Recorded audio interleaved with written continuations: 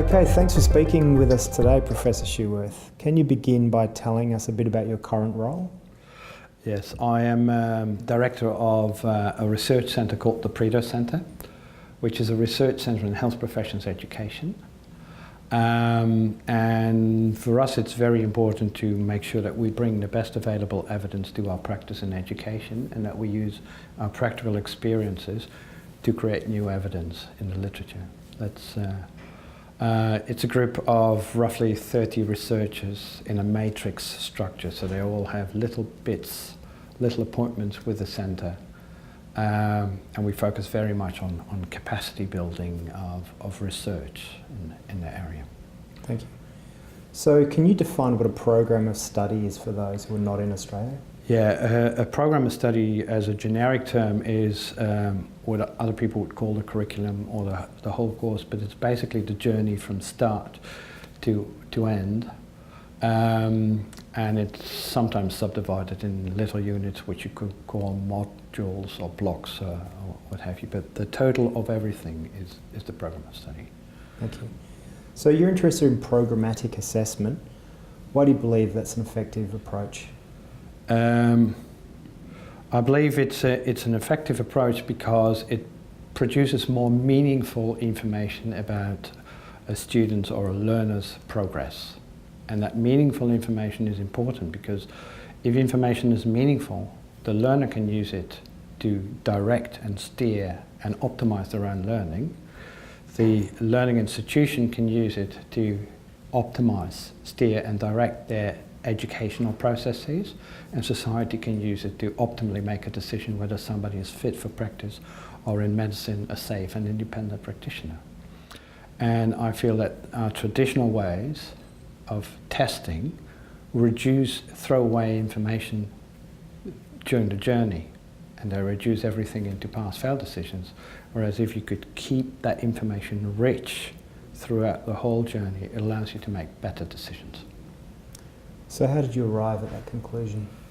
Long story, but I used to do a lot of work in testing and psychometrics, or structured and standardized testing, and my colleague and I, we gradually got disenchanted or dissatisfied with the amount of information that we had. And when in medicine competency-based medical education became more popular, we realized that pulling competence apart in little discrete testable entities was not good enough anymore. So to use an analogy, traditional testing focuses at the pixels of the image and then struggles to reconstitute the image, whereas in programmatic assessment we want to stay on the full image and only home in on those pixels where you need more information.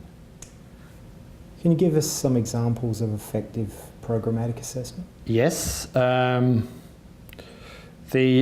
university I used to work at, Maastricht University, has 3 medical courses, one 6-year bachelor master with an annual intake of 380 students, one international track fully in English with 60 medical students, and one 4-year graduate entry program, which is a combined MD clinical researcher degree with an annual intake of 60. And we focused on, in that course we focused on complete programmatic assessment and assessment for learning, where because the students who enter already had a biomedically orientated bachelor and they were straight A students, so we didn't have to focus our assessment on determining whether somebody could successfully cram for and pass examinations, but we could focus on that learning to learn and programmatic assessment.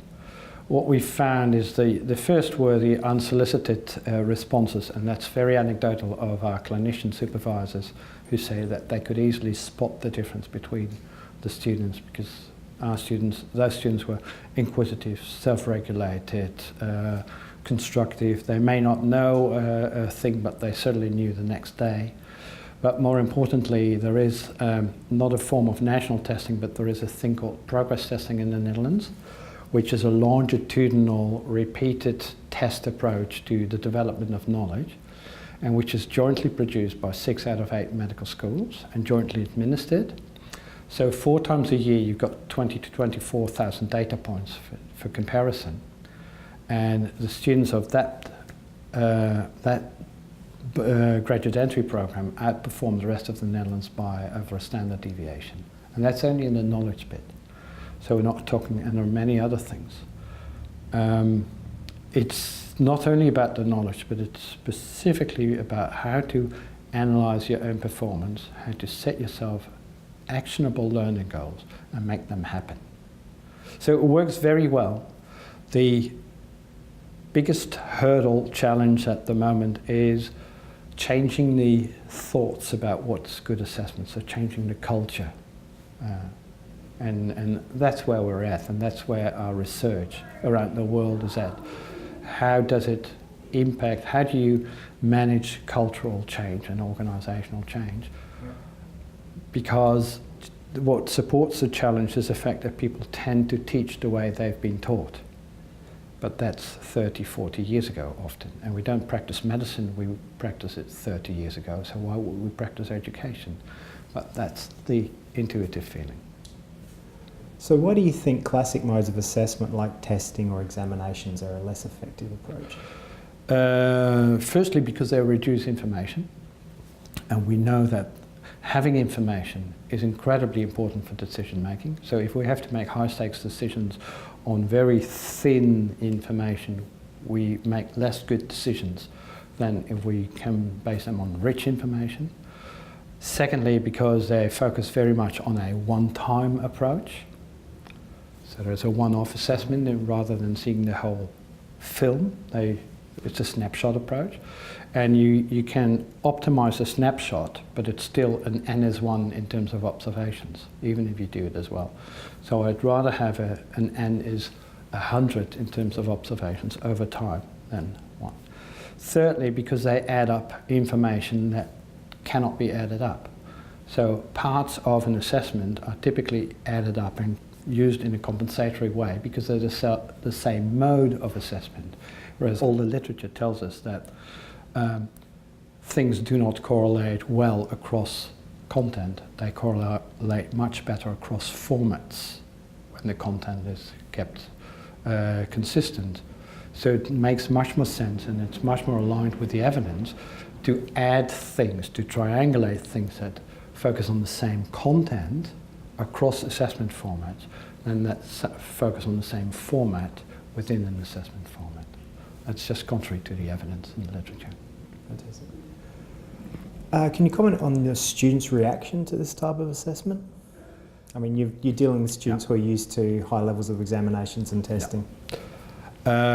Students do take a while to get it, because students have, of course, been educated in a system which is highly test-driven.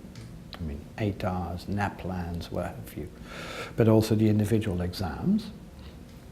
And they've been very successful through it, because otherwise they wouldn't get into medical school.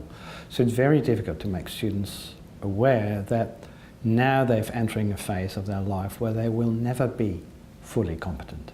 And we jokingly say that if there were a disease called discompetence, it would be a chronic disease.